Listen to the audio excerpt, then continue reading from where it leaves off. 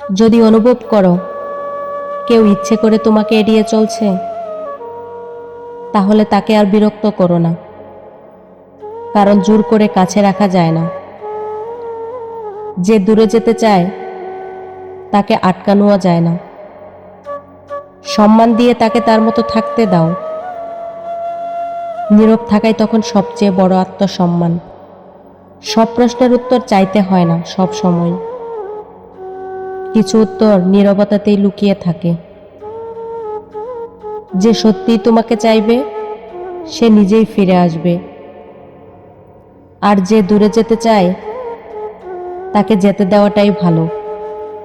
কারণ ভালোবাসা কখনো জোর করে পাওয়া যায় না।